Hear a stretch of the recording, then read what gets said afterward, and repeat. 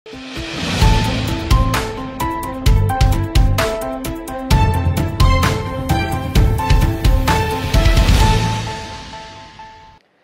Everyone, welcome to Shyam institute. Daily current అఫైర్స్లో భాగంగా మనము నవంబర్ 12వ తారీఖు ఉన్నటువంటి కరెంట్ అఫైర్స్ ఏమున్నాయో ఒకసారి చూద్దాము. సో ఫస్ట్ వన్ చూసినట్లయితే వరల్డ్ నిమోనియా డే అని చెప్పేసి మనకి నవంబర్ 12వ తారీఖున వరల్డ్ నిమోనియా డే అని చెప్పేసి సెలబ్రేట్ చేస్తూ ఉంటారండి. సో ఈ వ్యాధికి సంబంధించినటువంటి అవేర్నెస్ ప్రోగ్రాములు మొత్తం కండక్ట్ చేస్తూ ఉంటారు. అయితే ఈ యొక్క డే యొక్క థీమ్ ఒకటిసారి మనం చూసినట్లయితే సో దాని థీమ్ వచ్చేసరికి every breath counts, stop pneumonia in its track అని చెప్పేసి దీని థీమ్గా ఉందండి. సో ఇటీవల కాలంలో ఎప్పుడైనా మనకి స్ట్రైట్ క్వశ్చన్స్ ఇవ్వకుండా దాని థీమ్ ఇచ్చి ఇది క్రింద ఇచ్చిన ఆప్షన్లో ఏ డేట్కి సంబంధించిన థీము అని చెప్పేసి ఇలా అడుగుతూ ఉన్నారు. సో అందువల్ల మనం థీమ్స్ ఖచ్చితంగా గుర్తుంచుకోవాలి. సో లెంతీగా ఉన్న థీమ్స్ అయితే మాత్రం సో పొడి పొడి పదాలుగా అంటే కొన్ని వర్డ్స్ ఉంటాయండి, కీవర్డ్స్ ఉంటాయి, దాంట్లో అవి గుర్తుంచుకుంటే సరిపోతుంది. సో షార్ట్ ఫామ్లో ఉన్నాయి అనుకోండి, సో అవి గుర్తుంచుకోవాల్సిందే. ఇది కూడా అంతేనండి, షార్ట్ ఫామ్లోనే ఉంది, పెద్ద లెంతీ అయితే ఏం లేదు. సో ఇక్కడ మనం చూస్తే every breath counts, stop pneumonia in its track అని చెప్పేసి అన్నారు. ఈ థీమ్తో ఈ యొక్క డేని సెలబ్రేట్ చేస్తూ ఉన్నాం. సో మనకి నవంబర్ 12వ తారీఖు అండి. సో అనగా నిన్న నవంబర్ 12 అండి. సో ఈ డేని మనం సెలబ్రేట్ చేస్తూ ఉంటాం, ఈ యొక్క డేట్ని. అదేవిధంగా ఇది ఫస్ట్ 2009 నుంచి సెలబ్రేట్ చేస్తూ ఉన్నారండి. 2009 నవంబర్ 12 నుంచి ఈ యొక్క డేని, వరల్డ్ నిమోనియా డేని సెలబ్రేట్ చేస్తూ ఉన్నారు. సో అందువల్ల థీమ్ గుర్తుంచుకోండి. అదేవిధంగా ఆ యొక్క డే ఎప్పుడు అని చెప్పేసి అడుగుతారు, నవంబర్ 12 అని చెప్పేసి గుర్తుంచుకోండి. సో ఇక్కడ మీకు చెప్పే ప్రతి డేటు కూడా ఎగ్జామ్ పాయింట్ ఆఫ్ వ్యూలో దృష్టిలో పెట్టుకొని చెప్పడం జరుగుతుందండి. సో దగ్గరగా 360 డేస్ అంటే చాలా ఉంటాయండి, బట్ ఎగ్జామ్లో సెలెక్టెడ్గా చదువుకోవాలి మనం ఇలాంటివి డేట్స్ వచ్చినప్పుడు. రైట్. సో నెక్స్ట్ వన్ చూద్దాం. సో నెక్స్ట్ వన్ చూసినట్లయితే Pankaj Tripathi named as the UPI safety ambassador. So మనకి యూపీఐ సేఫ్టీ అంబాసిడర్గా అంటే మనకి దీనికి బ్రాండ్ అంబాసిడర్గా ఎవరు వచ్చారు సార్ అంటే పంకజ్ త్రిపాఠి రావడం జరిగిందండి. సో ఈయన గతంలో అండి అంటే 2022వ సంవత్సరానికి ఎలక్షన్ కమిషన్ ఆఫ్ ఇండియా ఇతన్ని బ్రాండ్ అంబాసిడర్గా నియమించింది ఎలక్షన్కి సంబంధించి. ఇప్పుడేంటి సార్ వార్తల్లోకి వచ్చారంటే మళ్ళీ ఇతను యూపీఐ అని చెప్పేసి మీరు అందరికీ తెలిసేనండి యూపీఐ అంటే. సో మనం గూగుల్ పే, ఫోన్పే వాడుతూ ఉంటాం, దాంట్లో యూపీఐ నెంబర్ టైప్ చేయండి, ఎంటర్ చేయండి అని చెప్పేసి అంటూ ఉంటామండి. Unified payments interface. సో దానికి సంబంధించిన సేఫ్టీ అంబాసిడర్గా యూపీఐ వాళ్ళు ఇతను పెట్టడం జరిగింది. Like national payments corporation of India వారు సో ఇతని బ్రాండ్ అంబాసిడర్గా నియమించడం జరిగింది. అంటే యూపీఐకి సంబంధించిన ప్రైవసీ ఏ విధంగా ఉండాలి, సో అదేవిధంగా ఎంత లిమిట్ని మనం చేసుకోవచ్చు, ఏ విధంగా యూపీఐ సేవలు ఉపయోగించుకోవాలి. అదేవిధంగా ఇటీవల కాలంలో సైబర్ అటాక్స్ బాగా జరుగుతున్నాయండి. అంటే ఎవరైనా ఒక కస్టమర్కి ఒక లింక్ పంపిస్తారు, ఆ లింక్ క్లిక్ చేయమని చెప్పేసి అడుగుతారు. ఆ లింక్ క్లిక్ చేయగానే సో కొన్ని డీటెయిల్స్ ఎంటర్ చేయమంటారు, మన అకౌంట్లో నుంచి అమౌంట్ అనేది డెబిట్ అవుతూ ఉంటుంది. ఇలాంటివి సైబర్ అటాక్స్ జరుగుతూ ఉన్నాయి. అదేవిధంగా సో గూగుల్ పేలో కానివ్వండి ఇలాంటి వాటిలో కొన్ని ఫ్రెండ్స్ రిక్వెస్ట్ అని చెప్పేసి ఇలాగే అమౌంట్ కావాలి అని చెప్పేసి ఇలా రకరకాలుగా సైబర్ అటాక్స్ జరుగుతూ ఉన్నాయండి. సో వీటికి సంబంధించి ప్రజల్లో కొంత అవేర్నెస్ తీసుకురావాలని చెప్పేసి యూపీఐ వారు యూపీఐ సేఫ్టీ అంబాసిడర్ అని చెప్పేసి మళ్ళీ పంకజ్ త్రిపాఠి గారిని నియమించడం జరిగింది. సో స్ట్రైట్ క్వశ్చన్ అడుగుతారండి, ఏంటి ఎవరు బ్రాండ్ అంబాసిడర్ అని చెప్పేసి పంకజ్ త్రిపాఠి అని చెప్పేసి గుర్తుంచుకోండి. ఇతని గురించి ఇంకో క్వాలిటీ ఏంటి సార్ అంటే మనకి 2022 సంవత్సరానికి సంబంధించి chief election commission of India వారు ఇతను బ్రాండ్ అంబాసిడర్గా నియమించడం జరిగింది. సో ఇతను 2022 చీఫ్ ఎలక్షన్ కమిషనర్ ఆఫ్ ఇండియాగా అంటే మనకి చీఫ్ ఎలక్షన్ కమిషనర్ గారు ఇతను బ్రాండ్ అంబాసిడర్గా నియమించారు. సో మరి ఆ ఎలక్షన్ కమిషన్ ఆఫ్ ఇండియా అనగానే గతంలో అంటే ఈ వారంలోనే ఇద్దరు కూడా ఎన్నికయ్యారు కదా, మీకు తెలుసు కదా. ఒకళ్ళు వచ్చేసరికి మనకి రీసెంట్గా అండి, వెరీ రీసెంట్గా రాజ్కుమార్ రావు అని చెప్పేసి రాజ్కుమార్ రావు ఇతని chief election commission of India brand అంబాసిడర్గా నియమించింది. సో 2 డేస్ క్రితం కూడా అండి మధ్యప్రదేశ్ రాష్ట్రానికి సంబంధించి సో ఎవరైతే దివ్యాంగులు అంటే మనకి కాళ్ళు చేతులు లేని ఒక ఆమె, ఆ పేరు వచ్చేసరికి నర్మదియా అని చెప్పేసి మాట్లాడుకున్నామండి. సో ఈమెను బ్రాండ్ అంబాసిడర్గా ఎలక్షన్ కమిషన్ ఆఫ్ ఇండియా నియమించుకోవడం జరిగింది. సో గతంలో సచిన్ టెండూల్కర్ గారిని కానివ్వండి సో ఇలాంటి వాళ్ళు కూడా నియమించిందండి గతంలో. బట్ వెరీ రీసెంట్గా అయితే మాత్రము మీ అందరికీ తెలిసిందేనండి ఎలక్షన్ కమిషన్ ఆఫ్ ఇండియా వారు సో మనకి ఇతన్ని ఎవరైతే మనకి పంకజ్ త్రిపాఠి గారు ఉంటారో ఈ పంకజ్ త్రిపాఠి గారిని 2022వ సంవత్సరానికి బ్రాండ్ అంబాసిడర్గా నియమించుకుంది. అదేవిధంగా నర్మదియా అని చెప్పేసి ఒక వికలాంగురాలండి ఈమె మధ్యప్రదేశ్ రాష్ట్రానికి సంబంధించిన వెరీ రీసెంట్గా 2 డేస్ క్రితం మనం డిస్కస్ చేసామండి. అదేవిధంగా రాజ్కుమార్ రావు అని చెప్పేసి ఇతను కూడా సినిమా నటుడు అండి. సో మనకి రాజు కుమార్ రావు అని చెప్పేసి ఇతను కూడా అంతే. సో ఇతన్ని కూడా election commission of India very రీసెంట్గా అండి వీళ్ళిద్దరిని బ్రాండ్ అంబాసిడర్గా నియమించడం జరిగింది. సో దాంతోపాటు ఇతను గతంలో ఉన్నారు. అదేవిధంగా ఇక్కడ మనకి యూపీఐ వచ్చింది కాబట్టి ఇది యూపీఐకి సంబంధించి గతంలో కొన్ని ఎగ్జామ్స్ అడిగిన సందర్భాలు ఉన్నాయి. అసలు యూపీఐని రెగ్యులేట్ చేసే సంస్థ ఏంటి మన భారతదేశంలో, అదేవిధంగా యూపీఐ ఫుల్ ఫామ్ ఏంటి, యూపీఐ సేవలు భారతదేశంలో ఎప్పటి నుంచి వచ్చాయి, దీన్ని రెగ్యులేట్ చేసే సంస్థ national payments corporation of India ఏం చేస్తుంది, ఇలాంటి విషయాలని మనం ఎకానమీ పాయింట్ ఆఫ్ వ్యూలో చూసినట్లయితే సో ఫస్ట్ మనము యూపీఐకి ఎన్పిసిఐకి అవినాభావ సంబంధం ఉందండి. ఫస్ట్ ఇదేంటో చూద్దాం. First National payments corporation of India గురించి చూద్దాము. సో ఫస్ట్ దీని ఫుల్ ఫామ్ చూస్తే ఎన్పిసిఐ అని చెప్పి షార్ట్ ఫామ్లో ఉంటుంది. దీని full form National payments corporation of India. National payments corporation of India అనేది దీని యొక్క ఫుల్ ఫామ్. దీన్ని ఎప్పుడు ఎస్టాబ్లిష్ చేశారు అంటే 2008లో ఇట్ వాజ్ ఎస్టాబ్లిష్డ్. 2008లో దీన్ని ఏర్పాటు చేయడం జరిగిందండి.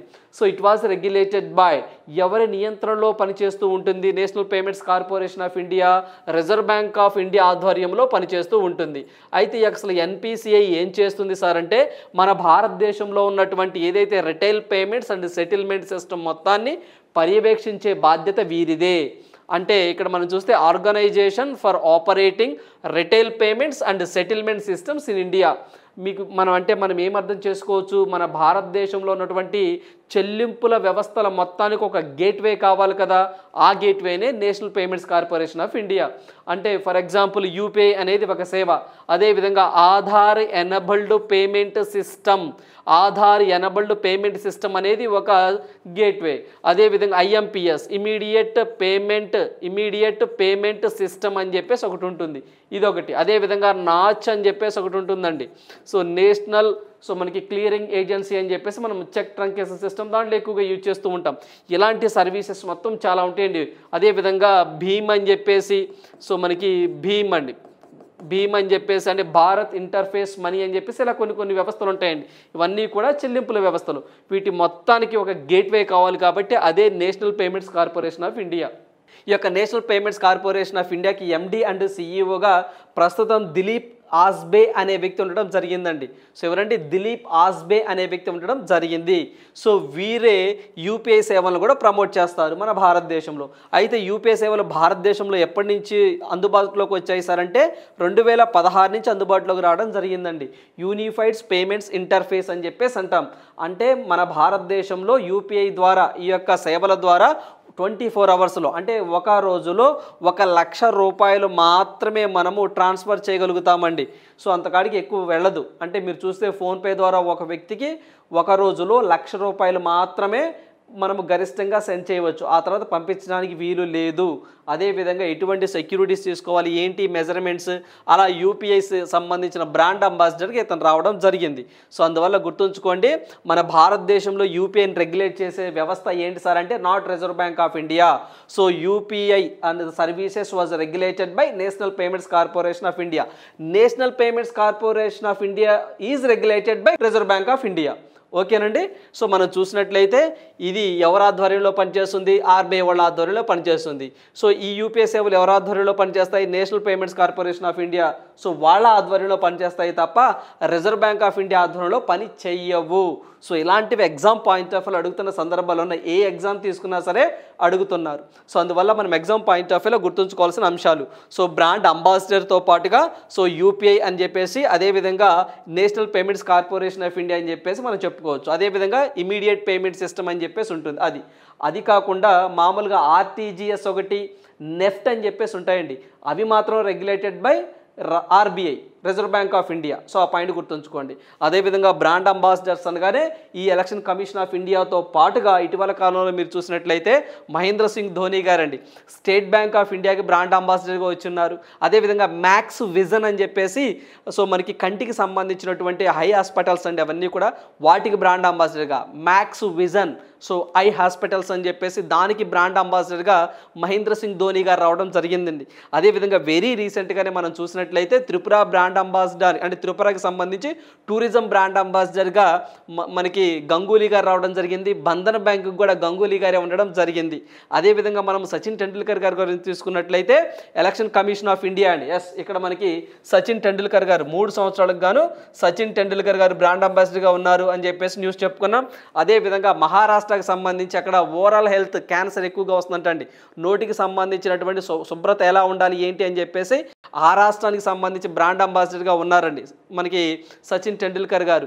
అదేవిధంగా సచిన్ టెండూల్కర్ గారు అనగానే సావ్లాన్ కంపెనీ ఒకటి ఉంటుంది హ్యాండ్ వాష్ చేసుకోవడానికి, దానికి కూడా బ్రాండ్ అంబాసిడర్గా అతనే ఉన్నారు. సో అదేవిధంగా మనకి పంజాబ్ నేషనల్ బ్యాంక్ చూసినట్లయితే విరాట్ కోహ్లీ గారు బ్రాండ్ అంబాసిడర్గా ఉన్నారు. అదేవిధంగా నీరజ్ చోప్రా గారండి, మీ అందరికీ తెలిసిందేనండి, జవేలియన్ థ్రోవర్. సో మనకి ఇతను చూసినట్టయితే లారెన్స్ అని చెప్పేసి దీనికి బ్రాండ్ అంబాసిడర్ కూడా అతనే ఉండడం జరిగింది. అదేవిధంగా ఇటీవల కాలంలోనే మహమ్మద్ షమి, మీ అందరికీ తెలిసిందే బౌలర్ అండి, పోమా కంపెనీ అని చెప్పేసి ఉంటుందండి, దానికి బ్రాండ్ అంబాసిడర్గా ఉన్నారు. మీ అందరికీ తెలిసిందే ఐపీఎల్ మ్యాచ్లో ఇతను సో ఎక్కువ వికెట్లు తీసినందుకు గాను మహమ్మద్ షమీ గారికి అండి ఎక్కువ వికెట్లు తీసుకున్నందుకు గాను పర్పుల్ కప్ రావడం జరిగిందని చెప్పేసి మనం డిస్కస్ చేసుకున్నాం. ఇవన్నీ కూడా రిలేటెడ్ టు కరెంట్ అఫైర్స్ అండి. అంటే ఒక విషయం మనం చదువుతూ ఉన్నప్పుడు సో ఇటీవల కాలంలో ఏం జరిగిందో కూడా అంటే మళ్ళీ మర్చిపోకుండా ఒకసారి మీరు నేను చెప్పడం వల్ల మీరు వినడం వల్ల మీకు 10 సార్లు మీరు చదివిన దాంతో సమానంగా ఉంటుందండి. సో అందువల్ల ఇవన్నీ కూడా ఇప్పుడు మనం చూడండి, ఒక కరెంట్ అఫైర్స్లోనే మనం election commission of India brand ambassador discuss చేసాం, ఇటీవల కాలంలో బ్రాండ్ అంబాసిడర్ డిస్కస్ చేసాం. అట్ ద సేమ్ టైం మనకు యూపీఐ గురించి మాట్లాడుకున్నాం and national payments corporation of India గురించి కూడా మనం డిస్కస్ చేసాం. సో ఇలా ఓవరాల్గా కాన్సెప్ట్గా మనం నేర్చుకున్నట్లయితే ఎగ్జామినర్ ఎలా అడిగినా మనం ఆన్సర్ చేయడానికి ఆస్కారం ఎక్కువగా ఉంటుంది. Right, so next current affair చూద్దాం. సో నెక్స్ట్ వన్ చూసినట్లయితే గ్రామీ అవార్డుకు నామినేట్ అయిన ప్రధాని పాట. సో మనకి గ్రామీ అవార్డ్స్ అని చెప్పేసి ఈ అవార్డ్స్ అమెరికా దేశంలో ప్రజెంట్ చేస్తూ ఉంటారండి. సో వీటిని 1959లో ఏర్పాటు చేశారు. సార్ ఈ అవార్డ్స్ ఎందుకు ఇస్తారు సార్ అంటే మ్యూజిక్ కేటగిరీలో సో మ్యూజిక్ రంగంలో విశేష సేవ చేస్తే సో దాంట్లో డిఫరెంట్ కేటగిరీస్ ఉంటాయండి. అంటే బెస్ట్ ఆల్బమ్ అని, బెస్ట్ ఆల్బమ్ సింగర్ అని ఇలా డిఫరెంట్ కేటగిరీస్ ఉంటాయి. సో ఆ కేటగిరీస్లో కొంతమందికి ఈ అవార్డ్స్ ఇస్తూ ఉంటారు. మెయిన్గా మనం గుర్తుంచుకోవాల్సింది గ్రామీ అవార్డ్స్.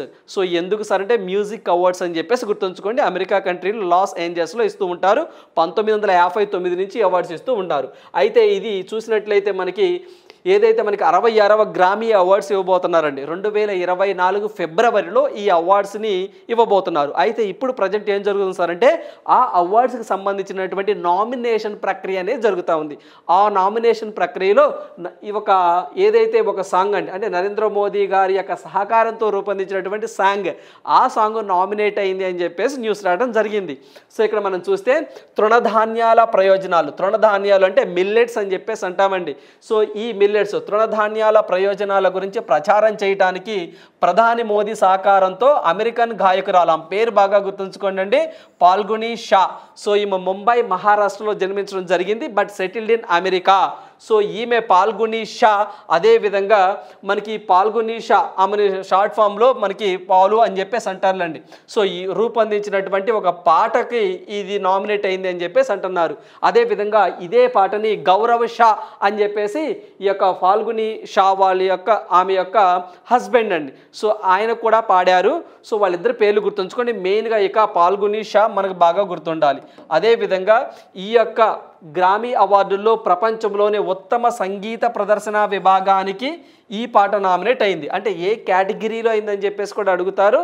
జస్ట్ నామినేట్ అనండి, ఇంకా ఫైనల్ అవ్వలేదు. సో గుర్తుంచుకోండి ఏంటి సార్ అంటే ఉత్తమ సంగీత ప్రదర్శన విభాగానికి ఈ పాట నామినేట్ అయింది.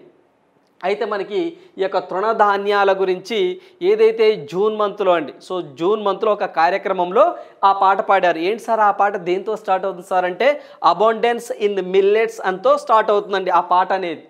సో అదొక టర్మ్ ఒకటి గుర్తుంచుకోండి ఎగ్జామ్ పాయింట్ ఆఫ్ వ్యూలో. అబౌండెన్స్ అంటే సమృద్ధిమైన, అంటే అబౌండెన్స్ అంటే మన తెలుగులో చెప్పాలంటే సమృద్ధిగా, ఎక్కువగా అని చెప్పేసి అంటాం. సో మనకి అబౌండెన్స్ ఇన్ మిల్లెట్స్ అని చెప్పేసి దీంతో స్టార్ట్ అవుతుంది ఆ పాట. ఆ పాటను పాడింది ఇదిగోండి. సో మనకి ఫాల్గుని షా అండ్ గౌరవ్ షా. సో దానికి సహకారం అందించింది మోదీ గారు, నరేంద్ర మోదీ గారు. సో మీ అందరికీ తెలిసిందేనండి, ఏదైతే మనకి 2020 3ని మిల్లెట్స్ ఆఫ్ ద ఇయర్గా డిక్లేర్ చేసింది యునైటెడ్ నేషన్ జనరల్ అసెంబ్లీ. మన భారతదేశం అయితే 2018లో నేషనల్ మిల్లెట్స్ డేగా సెలబ్రేట్ చేసుకున్నాం, 2018వ సంవత్సరాన్ని, మీ అందరికీ తెలిసిందే.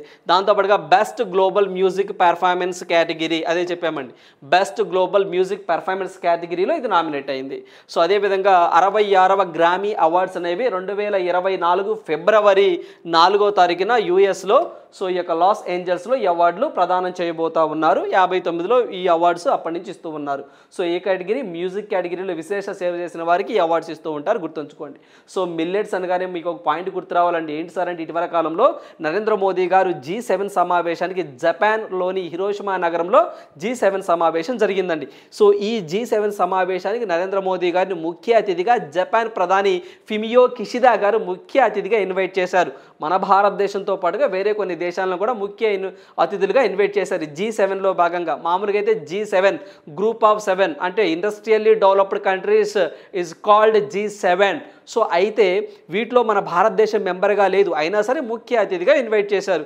అయితే నరేంద్ర మోదీ గారు ఈ G7 సమావేశంలో మాట్లాడుతూ నీటి ఎద్దడి కానివ్వండి, ఆహార కొరత కానివ్వండి, పోషకాహార లోపం కానివ్వండి, ఇలాంటి సమస్యలకు నివారణ ఏంటి సార్ అంటే మిల్లెట్స్ అంటే తృణధాన్యాల వాడకాన్ని పెంచాలి అని చెప్పేసి నరేంద్ర మోదీ గారు ఆ యొక్క తృణధాన్యాల యొక్క విశిష్టతను తెలియచేయడం జరిగిందండి. అదేవిధంగా మనకి మిల్లెట్స్ అనగానే ఇటీవల కాలంలో మనం ప్రీవియస్ పేపర్లో చూసినట్లయితే ఎస్ఐ మెయిన్స్ ఎగ్జామ్లో ఈ క్రింది వాటిలో మిల్లెట్ కానిది అంటే తృణధాన్యం కానిది ఏంటి అని చెప్పేసి అడిగారండి. అంటే రాగులు, సజ్జలు, కొర్రలు, అండు కొర్రలు, సాములు ఇలాంటివంటి చూసారండి. ఇవి కనీసం మీరు ఒక 10 పేర్లు తెలుసుకొని ఉండాలండి. సో 10 పేర్లు తెలుసుకున్న తరువాత క్రింది వాటిలో లేనిది ఏది అంటే కింద మనం ఎలిమినేషన్ ప్రాసెస్లో చేయొచ్చు. అట్లని మొత్తం తెలుసుకోవాల్సిన అవసరం లేదు, జస్ట్ ఒక 10 పేర్లు తెలుసుకోండి. అంటే తృణధాన్యాలని దేని కిందకు వస్తాయి అని చెప్పేసి. సో అదేవిధంగా పప్పు గింజలు కానీ ఇవన్నీ వేరండి, మళ్ళీ పల్సెస్ అని చెప్పేసి అంటాము, అవి వేరు. సో ఇవి వేరు. అదేవిధంగా మినిమం సపోర్ట్ ప్రైస్ కనీస మద్దతు ధర అని చెప్పేసి అంటామండి. సో ఈ యొక్క మిల్లెట్స్లో అంటే ఏవైతే తృణధాన్యాలు ఉంటాయో ఈ తృణధాన్యాల్లో కేంద్ర ప్రభుత్వం అండి సో రాగులు, సజ్జలు, జొన్నలు ఈ మూడింటికి మాత్రమే మినిమం సపోర్ట్ ప్రైస్ని కల్పిస్తుంది. సో ఆ పాయింట్ ఒకటి గుర్తుంచుకోండి.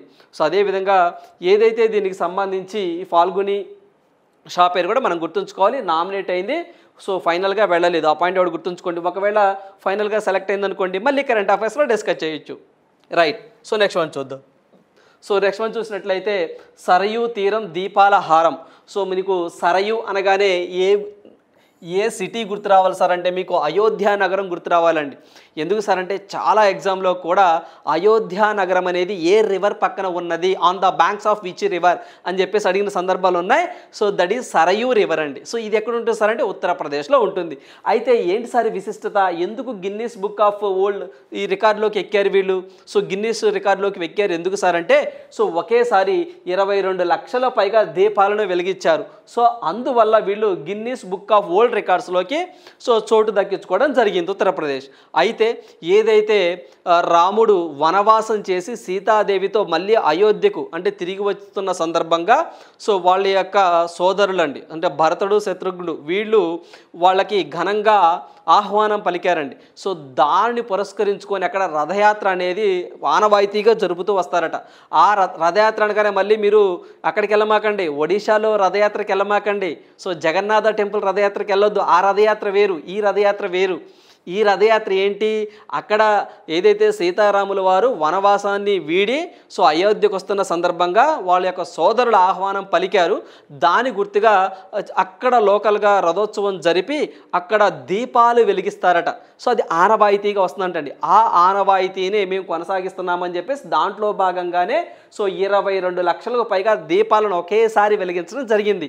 సో అందువల్ల ఇది మనకి గిన్నీస్ బుక్ ఆఫ్ వరల్డ్ రికార్డ్స్లోకి చోటు కల్పించడం జరిగింది ఈ యొక్క ప్రాంతాన్ని. అందువల్ల న్యూస్లోకి రావడం జరిగింది, గుర్తుంచుకోండి. సో ప్రపంచ రికార్డు ధృవీకరిస్తూ ముఖ్యమంత్రి సర్టిఫికెట్కి అందజేశారు. సో ఇటీవల కాలంలో ఇది వార్తల్లోకి వచ్చింది కాబట్టి సరయూ అనే రివర్ ఎక్కడ ఏంటి అని చెప్పేసి ఇలా అడగొచ్చు. ఉత్తరప్రదేశ్ అని చెప్పేసి గుర్తుంచుకోండి దీనికి సంబంధించి. సో ఉత్తరప్రదేశ్ అనగానే ఇటీవల కాలంలో మనం చూసినట్లయితే ఇక్కడ ఉత్తరప్రదేశ్ సీఎం అండి సో మనకి ఎవరైతే ఉన్నారో యోగి ఆదిత్యనాథ్ గారు సో ఇటీవల కాలంలోనే అక్కడ కౌ సెన్సెస్ అని చెప్పేసి సో ఆవులను కూడా ఒకసారి మనకి గణన చేయాలి అని చెప్పేసి కౌ సెన్సస్ని ప్రారంభించిన మొట్టమొదటి రాష్ట్రం ఉత్తరప్రదేశ్. అదేవిధంగా నందబాబా మిల్క్ మిషన్ అని చెప్పేసి తీసుకొచ్చారండి. నందబాబా మిల్క్ మిషన్ అని చెప్పేసి దగ్గర 1000 కోట్ల ఖర్చు చేసి ఆ యొక్క పాడి పరిశ్రమను ప్రోత్సహించాలని చెప్పేసి ఉత్తరప్రదేశ్ సీఎం గారు సో అక్కడ స్కీమ్ను ప్రారంభించడం జరిగింది. అదొకటి గుర్తుంచుకోండి, ఇటీవల కాలంలో జరిగినటువంటి సంఘటనలు ఇవన్నీ కూడా.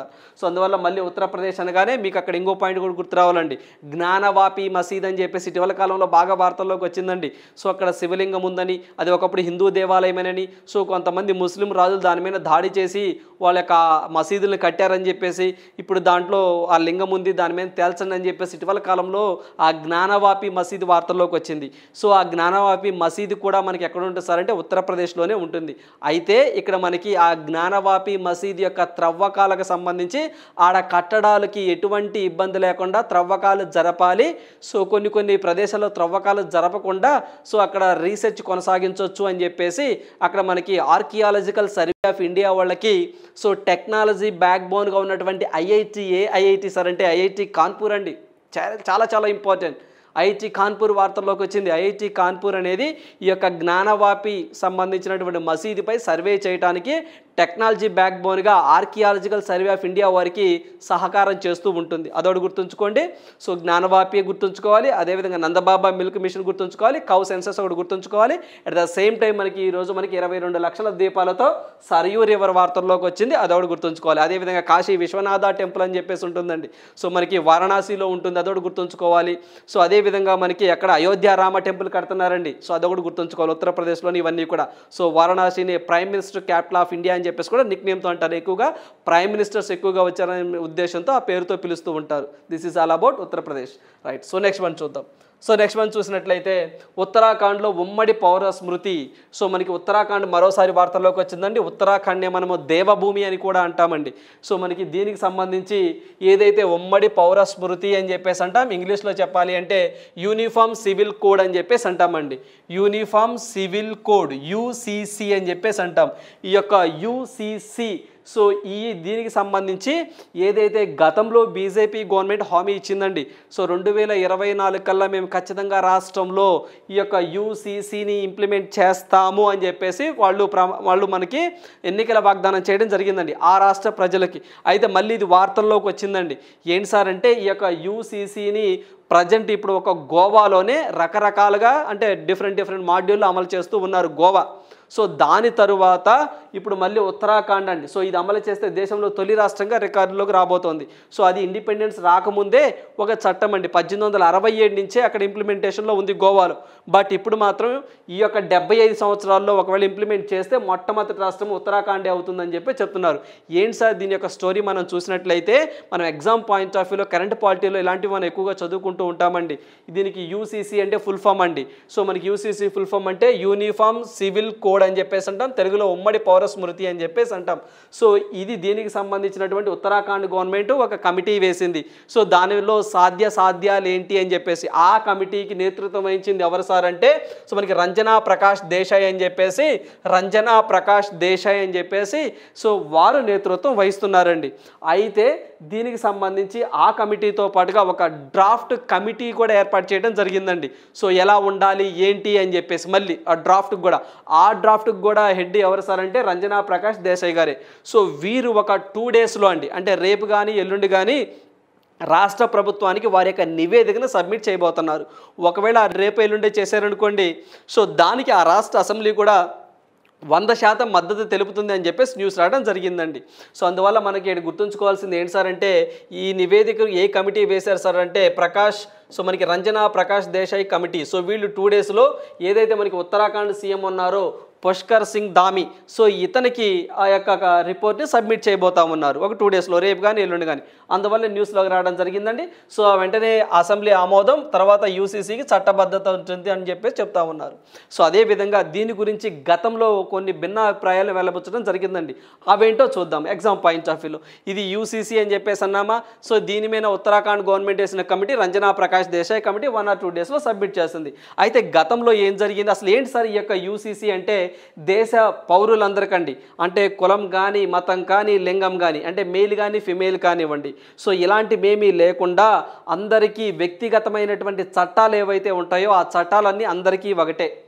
అంటే ఫర్ ఎగ్జాంపుల్ మనం చెప్పాలంటే మన భారతదేశంలో హిందూ మతం ఏదైతే మనకి హిందూ వారసత్వ చట్టం ద్వారా నడుస్తూ ఉంది. అదేవిధంగా మైనారిటీ 1951 చట్టం ద్వారా, మనదేమో హిందూ వివాహ చట్టం 1955, హిందూ వారసత్వ చట్టం 1956, ఇలా డిఫరెంట్గా ఉన్నాయండి. ప్రత్యేక వివాహాల చట్టం, అదేవిధంగా రీజియన్కి ఒకటి, మతానికి ఒకటి, కులానికి ఒకటి, ఇలా డిఫరెంట్గా ఉన్నాయి. కొన్ని ముస్లిం మైనారిటీలు అయితే బహుభార్యతత్వం కూడా ఉన్నది. సో ఇలాంటివేమీ లేకుండా వ్యక్తిగత చట్టాలలో అందరికీ ఒకటే చట్టం. అది ముస్లిం అయినా, క్రిస్టియన్ అయినా, మైనారిటీ అయినా, హిందూ మతమైనా అందరికీ ఒకటే చట్టాన్ని ఇంప్లిమెంట్ చేయాలి అని చెప్పేసి మనకి రాజ్యాంగంలో కూడా ఉందండి. అమలు చేయాలని చెప్పేసి రాజ్యాంగంలోనే ఉంది. కాకపోతే రాజ్యాంగంలో అది ఎక్కడుంది, ఫండమెంటల్ రైట్స్లో లేదండి. సో అది ఎక్కడుంది సార్ అంటే మనకి ఆదేశిక సూత్రాలలో ఉండడం జరిగిందండి. సో ఆదేశిక సూత్రాల్లో ఉండడం జరిగింది. అందువల్ల ఆదేశిక సూత్రాలు కదా, వాటిని కోర్టులు కూడా సో ఖచ్చితంగా చేయమని చెప్పలేవు, ప్రభుత్వాలు కూడా చేయవలసిన ఆవశ్యకత కూడా లేదు. అవి చేయొచ్చు, చేయకపోవచ్చు. కానీ ఫండమెంటల్ రైట్స్ అయితే మాత్రం వైలేషన్ జరిగితే ఖచ్చితంగా సుప్రీంకోర్టు ఆఫ్ ఇండియా ఇన్వాల్వ్ అవుతుంది. బట్ వీటిలో ఇన్వాల్వ్ అవ్వాల్సిన అవసరం లేదు. అయితే దీనికి సంబంధించిన ఈ చట్టాలన్నీ కూడా రాష్ట్రాల వారీగా ఒక విధంగా ఉన్నాయి. ఆ రాష్ట్రాల్లో కూడా పర్టికులర్గా కులం, మతం, జాతి, వర్గం, మెయిల్ ఫిమేల్ యొక్క సెక్స్ రేషియో ఈ విధంగా కూడా డిఫరెంట్గా ఉంది. ఇలా కాకుండా అందరికీ ఒకటే శిక్ష ఉండాలి, ఒకటే చట్టాలు ఉండాలని చెప్పేసి ప్రజెంట్ గోవాలో ఉందండి. బట్ డిఫరెంట్ ఫార్మేట్లో అమలు అవుతూ ఉంది. అది 1867లోనే బ్రిటిష్ వాళ్ళ మనకి పోర్చుగీస్ వాళ్ళ కాలంలో తీసుకొచ్చారు. తర్వాత కొంత మాడిఫై చేసి మళ్ళీ తర్వాత దాన్ని ఇంప్లిమెంట్ చేస్తామన్నారు. సో మనకి ఆఫ్టర్ దట్ ఇది ఉత్తరాఖండ్ మళ్ళీ వార్తల్లోకి వచ్చింది. అయితే ఏం చెప్తున్నారు, మనకి ఏదైతే 44వ అధికరణ ద్వారా దీనిపైకి తెరపైకి తీసుకొచ్చారండి. మళ్ళీ దీన్ని ఏదైతే మనకి ఆర్టికల్ 44 ఉంటుందో దీని ప్రకారం మళ్ళీ తెరపైకి వచ్చింది ఇది. సో ఇది చూసినట్లయితే 4వ భాగంలో ఉందండి, రాజ్యాంగంలోని 4వ భాగంలో ఉంది. ఆదేశిక సూత్రాల్లో వీటిని పొందుపరిచారు. సో వీటితో పాటుగా లా కమిషన్ ఏం చెప్పింది, సో లా కమిషన్ కూడా ఈ యొక్క యూనిఫామ్ సివిల్ కోడ్కి సంబంధించి మీ అభిప్రాయాలు చెప్పండి అన్నప్పుడు సుప్రీంకోర్టుకి చెప్పిందండి. ఏమని, సో 185 పేజీలకు సంబంధించిన ఒక రిపోర్ట్ని సబ్మిట్ చేసింది. ఆ కమిటీ అంటే ఇది లా కమిషన్లో ఏం చెప్పింది సార్ అంటే వీరేం చెప్పారంటే, మన భారతదేశంలో ఈ యొక్క ఏదైతే మనకి యూనిఫామ్ సివిల్ కోడ్ యూసీసీ ఉంటుందో ఇది అమలు చేయటానికి వీలు లేదు. సో ఇది కుదరదు. ఇలా ఉండటం వల్ల కొన్ని చట్టాలకి ఇబ్బందికరంగా ఉంటుంది అని చెప్పేసి వాళ్ళు చెప్పారు. ఆచరణీయం కూడా కాదు అని చెప్పేసి కూడా లా కమిషన్ చెప్పిందండి. చూడండి ఎవరు ఏం చెప్పారన్నది. లా కమిషన్ అనేది ఈ యొక్క యూసీసీ అనేది మన భారతదేశంలో ఆచరించడానికి వీలు కాదు అని చెప్పేసి అంటుంది. సో ఇది తీసుకురావాల్సిన అవసరం లేదు అని కూడా చెప్పిందండి గతంలో. ఇలా 185 పేజీలను సుప్రీంకోర్టుకు కూడా సబ్మిట్ చేసింది. సో లా కమిషన్ కూడా వాళ్ళ యొక్క నివేదికను సమర్పించారు. ఎందుకంటే మన భారతదేశం అనేది భిన్నత్వంలో ఏకత్వం ఉన్నటువంటి ప్రజాస్వామ్యం ఉన్నటువంటి వ్యవస్థ అండి మనది. సో అందువల్ల భిన్న మతాలు, భిన్న సంస్కృతులు, భిన్న జాతులు దేశంలో ఇలాంటివి ఇంప్లిమెంట్ చేయడం చాలా కష్టమని చెప్పేసి కూడా వీళ్ళు చెప్పారు. అయితే మరి చూద్దాం పరిస్థితి ఏ విధంగా ఉంటుందో. సో ఒకవేళ ఉత్తరాఖండ్లో కానీ ఈ యొక్క యూసీసీ చట్టం అమల్లోనికి వస్తే అక్కడ బహుభార్యతత్వం రద్దవుతుంది. అదేవిధంగా పురుషులతో పాటు అంటే కుమారుడితో పాటు స్త్రీకి కూడా ఆస్తి హక్కులో సమానమైనటువంటి అంటే ఈక్వాలిటీ కూడా వస్తుంది. వాళ్ళకు కూడా ఆస్తి హక్కుగా వస్తుంది. వాళ్ళ ఎంత షేర్ అయితే రావాలో అంత కుమారుడితో పాటు కుమార్తెకు కూడా వస్తుందని చెప్పేసి ఈ యొక్క ఉత్తరాఖండ్ సంబంధించినటువంటి కమిటీ చెప్పడం జరిగిందండి ఈ యొక్క కమిషన్లో భాగంగా. సో ఇవి కూడా తర్వాత వచ్చేసరికి ఇలా ఉత్తరాఖండ్, తర్వాత గుజరాత్, అలా బీజేపీ పాలిత ప్రాంతాలు ఏవైతే ఉన్నాయో సో వీటిలో దఫాలుగా మేము తీసుకొస్తామని చెప్పేసి బీజేపీ వాళ్ళు చెప్పడం జరిగింది. ఇవన్నీ ఇటీవల కాలంలో మనకి ఈ సినారియోలో మనం గుర్తుంచుకోవాల్సిన అంశాలు. సో మనం ప్రతిరోజు కూడా రెగ్యులర్గా కరెంట్ అఫైర్స్తో టచ్ అవుతూ ఉంటే, ప్రతిరోజు కూడా 1 అవర్ మనం చదువుతూ ఉంటే మనకు ఆటోమేటిక్గా సో మనకి జనరల్ స్టడీస్ మీద కూడా కమాండింగ్ రావడం జరుగుతుందండి. సో ఇలాంటివి ఏం జరుగుతున్నాయి ఏంటి చూడండి. ఏ అధికరణం ప్రకారం మళ్ళీ తెరపైకి తెచ్చారు, ఎక్కడ వాటిని పొందుపరిచారు, ఆదేశిక సూత్రాల్లో, నాట్ ఫండమెంటల్ రైట్స్.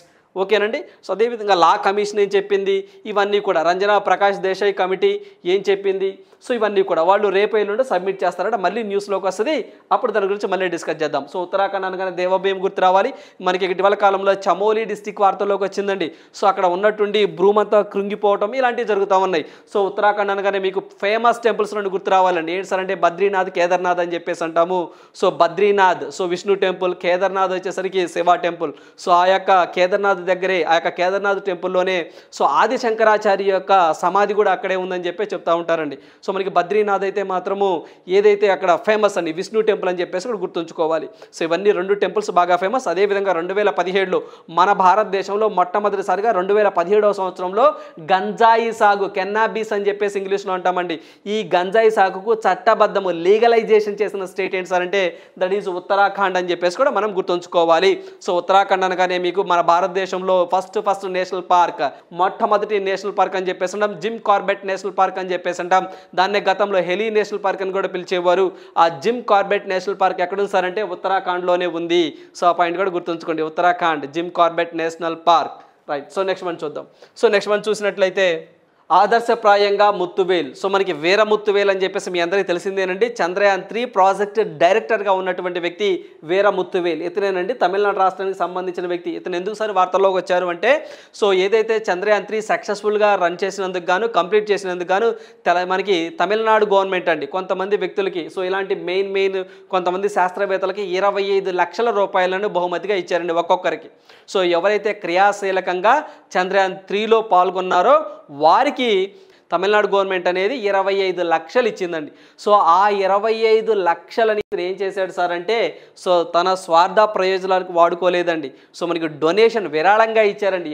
ఎవరికి విరాళంగా ఇచ్చారు సార్ అంటే సో ఇది ఏదైతే మనకి ఈ యొక్క విరాళాన్ని అతను ఏదైతే కాలేజీలో చదువుకున్నాడో ఆ యొక్క కాలేజీకి విరాళంగా ఇచ్చాను అని చెప్పేసి న్యూస్లోకి రావడం జరిగిందండి. సో అందువల్ల అతని పేరు గుర్తుంచుకోండి, చంద్రయాన్ 3 ప్రాజెక్ట్ డైరెక్టర్ ఎవరో కూడా అని అడుగుతారు, వీర ముత్తువేల్. సో ఇతనితో పాటు సో ఇతను చదువుకున్నటువంటి పూర్వ సంఘం, కళాశాల సంఘం ఏమైతే ఉంటుందో దానికి ఇచ్చేసారు 25 lakhs. సో ఇతనితో పాటుగా యువర్ రావ్ శాటిలైట్ సెంటర్ అని చెప్పేసి దాని యొక్క డైరెక్టర్ అండి ఎం శంకరన్ అని చెప్పేసి ఒక వ్యక్తి ఉన్నారండి. సో అతనికి కూడా 25 lakhs ఇచ్చారు. అతను కూడా ఆ యొక్క ఏదైతే వాళ్ళ యొక్క కాలేజీకి సంబంధించినటువంటి దానికి డొనేషన్ చేస్తాను అని చెప్పేసి ఇస్తాను అని చెప్పేసి న్యూస్ రావడం జరిగిందండి. సో అందువల్ల ఎగ్జామ్ పాయింట్ ఆఫ్ వ్యూలో చంద్రయాన్ 3 ప్రాజెక్ట్ డైరెక్టర్ పేరు గుర్తుంచుకోండి వీర ముత్తువేల్. అదేవిధంగా your Rao satellite centre director ఎవరు సార్ అంటే ఎం శంకరన్ అని చెప్పేసి గుర్తుంచుకోండి. సో ఎగ్జామినర్ అడగడానికి ఆస్కారం ఉంటుందండి. వీళ్ళు 25 lakhs వచ్చినాయి కాబట్టి సో డొనేషన్ చేశారు కాబట్టి సో సంథింగ్ ఏదో యూనిక్ ఫీచర్ ఉంటుందండి ఎగ్జామినర్ అడగడానికి. సో మామూలుగా అయితే ఈయన చంద్రయాన్ 3 ప్రాజెక్ట్ డైరెక్టరే, బట్ దాంతోపాటు యూనిక్గా వార్తల్లోకి వచ్చారు కదా, సో అందువల్ల అడగడానికి ఆస్కారం ఉంటుంది. సో ఈయన చెప్పడం ఏంటంటే 75 lakhs పెట్టి పర్సనల్ లోన్తో ఇల్లు కట్టుకున్నారట. సో ప్రజెంట్ ఈఎంఐ కడుతున్నారట. సో మరి ఆ 25 lakhs ఏదో ఆ ఈఎంఐ కట్టేసుకోవచ్చు కదా, కానీ నాకు అవసరం లేదు, నెలకు ₹1,00,000 శాలరీ వస్తుంది, మెయిన్గా దేశం కోసం నేను సేవ చేస్తున్నాను, ఆ తృప్తి నాకు చాలా బాగుంది అని చెప్పేసి ఆయన చెప్తా ఉన్నారండి. డబ్బులు కాదు ఇక్కడ మేటర్. సో మనకి తృప్తి, మనం చేసే పనిలో ఉన్నటువంటి కృషి కావాలి, నాకు ఆ సంతృప్తి అనేది సైంటిస్ట్గా నేను గర్వపడుతున్నాను, ఈ డబ్బులు నాకు అవసరం లేదు అని చెప్పేసి ఆయన వారి యొక్క కళాశాలకు డొనేట్ చేయడం జరిగిందండి. సో అందువల్ల వీళ్ళిద్దరు పేర్లు గుర్తుంచుకోండి, from Tamil Nadu. Right. So next one చూసినట్లయితే IBM and AWS launched and innovation lab in Bengaluru. So Bengaluru మరోసారి వార్తల్లోకి రావడం జరిగిందండి. సో బెంగళూరుని మనము ఏదైతే మనకి సాఫ్ట్వేర్ సిటీ ఆఫ్ ఇండియా అని చెప్పేసి అంటాం, గార్డెన్ సిటీ ఆఫ్ ఇండియా అంటాం, సిలికాన్ ఆఫ్ ఇండియా అని చెప్పేసి అంటాం, సో అదేవిధంగా ల్యూమినస్ క్యాపిటల్ ఆఫ్ ఇండియా అని చెప్పేసి అంటాము, సాఫ్ట్వేర్ సిటీ ఆఫ్ ఇండియా అని చెప్పేసి అంటాము.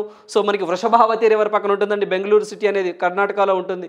మరి దీనికి సంబంధించి ఇక్కడ ఐబిఎం ఇంటర్నేషనల్ బిజినెస్ మిషన్ వారు అండ్ అమెజాన్ వెబ్ సర్వీసెస్ వారు, అమెజాన్ వెబ్ సర్వీసెస్, ఏడబ్ల్యూఎస్ అంటే Amazon web services. So IBM అంటే మీ అందరికీ తెలిసిందే ఇంటర్నేషనల్ బిజినెస్ మిషన్, వీళ్ళిద్దరు సంయుక్తంగా అంటే ఐబిఎం వారు ఈ యొక్క అమెజాన్ వెబ్ సర్వీస్ వాళ్ళ సహకారంతో కోఆపరేషన్ అయ్యి ఇన్నోవేషన్ ల్యాబ్ అని చెప్పేసి ఒక ఇన్నోవేషన్ ల్యాబ్ అండి, అంటే ఆర్టిఫిషియల్ ఇంటెలిజెన్స్ ల్యాబ్ ఒక దాన్ని బెంగళూరులో ఏర్పాటు చేశారు. స్ట్రైట్ క్వశ్చన్ అండి. సో ఐబిఎం వారు అండ్ ఏడబ్ల్యూఎస్ వారు, అమెజాన్ వెబ్ సర్వీసెస్ వారు ఇద్దరు సంయుక్తంగా ఏదైతే మనకి ఆర్టిఫిషియల్ ఇంటెలిజెన్స్ ఇన్నోవేషన్ ల్యాబ్ని ఇటీవల కాలంలో ఎక్కడ ఏర్పాటు చేశారని ఎగ్జామ్లో అడుగుతారు, దట్ ఈస్ బెంగళూరు అని చెప్పేసి గుర్తుంచుకోండి. సో ఎందుకు సార్ ఇప్పుడు అంతా కూడా మీరు చూస్తున్నారండి, అంతా కూడా టెక్నాలజీ కూడా అంతా కూడా మనకి machine learning, artificial intelligence, so ఇవన్నీ కృత్రిమ మేధ అని చెప్పేసి అంటాం. దీనికి సంబంధించినటువంటి ఒక రీసెర్చ్ ఒక వింగ్ని, ఒక ల్యాబ్ని ఎక్కడ సార్ ఏర్పాటు చేశారంటే సో బెంగళూరు అని చెప్పేసి గుర్తుంచుకోండి. సో ఇందులో మనం మాట్లాడుకున్నట్లు AWS అంటే అమెజాన్ వెబ్ సర్వీసెస్, IBM అంటే ఇంటర్నేషనల్ బిజినెస్ మిషన్, ఎక్కడ అంటే Bengaluru. That is enough. So Bengaluru అనగానే ఇటీవల కాలంలో మీరు చూసినట్లయితే అండర్ గ్రౌండ్ కింద ఒక ట్రాన్స్ఫార్మర్ని ఏర్పాటు చేశారని చెప్పేసి న్యూస్లోకి వచ్చిందని మాట్లాడుకున్నాం. 500 అది కిలోవాట్స్ అని చెప్పేసి మాట్లాడుకున్నాం, అది బెంగళూరే. అదేవిధంగా మనకి ఇటీవల కాలంలో 3D ప్రింటెడ్ పోస్ట్ ఆఫీస్ అని చెప్పేసి వార్తలోకి వచ్చిందండి. సో L&T వాళ్ళు దాన్ని కన్స్ట్రక్షన్ చేశారండి. సో టెక్నాలజీ పరంగా దానికి IT మెడ్రాస్ వాళ్ళు సహకారం చేశారని, సో మనకి దగ్గరగా 43 రోజుల్లోనే దాన్ని కంప్లీట్ చేశారని, వర్చువల్గా దానికి అశ్విని వైష్ణవ్ గారు ప్రారంభించారు, IT మినిస్టర్ అని చెప్పి చెప్పుకోవడం జరిగిందని, అది బెంగళూరులోని. అదేవిధంగా మొట్టమొదటి వాటర్ డేటా ఎక్వైరాన్ని కూడా మనకి బెంగళూరులోనే ఏర్పాటు చేయడం జరిగిందండి ఇటీవల కాలంలోనే. సో ఇవన్నీ కూడా మనం ఎగ్జామ్ పాయింట్ ఆఫ్ వ్యూలో గుర్తుంచుకోవాలి. ఇవన్నీ కూడా మనం డిస్కస్ చేసినవే, ఒకసారి మీకు గుర్తు చేసే ప్రయత్నం చేశాను. ఏదైతే మనకి 3D ప్రింటెడ్ పోస్ట్ ఆఫీస్ కానివ్వండి, అండర్ గ్రౌండ్ మనకి ట్రాన్స్ఫార్మర్ కానివ్వండి, అదేవిధంగా ఏదైతే మనకి డేటా డిజిటల్ వాటర్ ఎక్వైరింగ్ కానివ్వండి, ఇవన్నీ బెంగళూరులోనే ఏర్పాటు చేయడం జరిగింది. అవి కూడా గుర్తుంచుకోండి ఎగ్జామ్ పాయింట్ ఆఫ్ వ్యూలో. సో ఇప్పుడు వీళ్ళే ఏదైతే IBM వాళ్ళు అండ్ AWS వాళ్ళు ఇన్నోవేషన్ ల్యాబ్ కూడా బెంగళూరు అని చెప్పేసి గుర్తుంచుకోండి. ఇందులో బెంగళూరు నిక్ నేమ్ చెప్పానండి, ఏదైతే మనకి సాఫ్ట్వేర్ సిటీ ఆఫ్ ఇండియా అని చెప్పేసి, సిలికాన్ వ్యాలీ ఆఫ్ ఇండియా అని చెప్పేసి, అవి కూడా ఎగ్జామ్ పాయింట్ ఆఫ్ వ్యూలో గుర్తుంచుకోవాలి. At the same time Bengaluru అనేది ఏ రివర్ పక్కన ఉంది అని చెప్పేసి అంటారు, Vrishabhavati river, very important. So SSCGD aspirants ఎవరైతే ఉన్నారో ఇలాంటివి ఎక్కువగా నిక్ నేమ్స్ కానివ్వండి, రివర్ సైడ్ పక్కన ఉన్న సిటీస్ కానివ్వండి, నిక్ నేమ్స్ కానివ్వండి, ఇలాంటివి మన ఎగ్జామ్లో ఫోకస్ చేయాలి, పర్టికులర్గా SSCGD వారు. రైట్. సో నెక్స్ట్ వన్ చూద్దాం. సో నెక్స్ట్ వన్ చూసినట్లయితే UK government hosted the world's first artificial intelligence safety summit 2023. So మనకి మన ప్రపంచంలోనే మొట్టమొదటిసారిగా ఆర్టిఫిషియల్ ఇంటెలిజెన్స్ సేఫ్టీ సమ్మిట్ అని చెప్పేసి జరిగిందట. ఎక్కడ అని చెప్పేసి అడుగుతారండి. చూడండి, ఇందాలే మనం డిస్కస్ చేసామండి. సో మనకి ఇక్కడ ఏదైతే ఆర్టిఫిషియల్ ఇంటెలిజెన్స్ ఇన్నోవేషన్ ల్యాబ్ ఎక్కడ అని చెప్పేసి బెంగళూరు. సో మనకి IBM అండ్ AWS వాళ్ళ సహకారంతో ఇది ఒక ల్యాబ్ అండి. సో ఇది ప్రపంచవ్యాప్తంగా సమ్మిట్ అండి. సో ఇటీవల కాలంలో రోబోస్ వస్తున్నాయండి. అదేవిధంగా మనిషి చేసే ప్రతి పని కూడా మనిషి అని చెప్పేసి అంటాం. సో రోబోలు చేస్తూ ఉన్నాయి ప్రతి దాంట్లో. రేపు ఫ్యూచర్లో వారు కూడా రోబోస్కి మధ్య జరుగుతుందండి. సో రక్తపాతాలు అనేవి ఉండవు, ఇక రోబోలే. సో ఇలాంటి వ్యవస్థ వస్తుంది కాబట్టి మానవుడి యొక్క ప్రతి చర్యలో దినచర్యలో కూడా ఈ రోబోలు అంటే ఆర్టిఫిషియల్ ఇంటెలిజెన్స్ అనేది ఎక్కువగా చొచ్చుకు రావడం జరుగుతుందండి. అదేవిధంగా బ్లాక్ చైన్ టెక్నాలజీ కానివ్వండి, మెషిన్ లెర్నింగ్ కానివ్వండి, ఇవన్నీ కూడా రాబోతున్నాయి. సో దీనికి సంబంధించినటువంటి ఒక సమ్మిట్ ఫ్యూచర్లో ఏంటి, వీటి యొక్క ఉపయోగాలు ఏంటి, వీటిని ఏ విధంగా మనం ఉపయోగించుకుందాం, సో ఏ విధంగా మనము సైబర్ సెక్యూరిటీస్లో వీటిని యూజ్ చేద్దామని చెప్పేసి ఒక సమావేశం జరిగింది. ఆ సమావేశం ఎక్కడ అని అడుగుతారు, ఫస్ట్ది కాబట్టి. So world's first artificial intelligence safety summit 2023 held in UK అని చెప్పేసి గుర్తుంచుకోవాలండి. సో మనకి UKలో జరిగిందండి, అంటే బ్రిటన్లో జరిగిందని చెప్పేసి గుర్తుంచుకోండి. సో అదేవిధంగా మరి దీనికి సంబంధించి ఈ దగ్గరగా 28 దేశాలు పార్టిసిపేట్ చేసండి ఈ సమ్మిట్లో. మన భారతదేశం కూడా పార్టిసిపేట్ చేసింది. సో మరి దీనికి సంబంధించి బ్లడ్ చెల్లి అని చెప్పేసి, సో బ్లడ్ చెల్లి డిక్లరేషన్ అని చెప్పేసి అంటాం. సో మనకి ఇక్కడ బ్లడ్ చెల్లి డిక్లరేషన్ పార్క్ అని చెప్పేసి ఒక ఏరియా పేరండి, అక్కడ ఈ సమావేశం జరిగిందండి.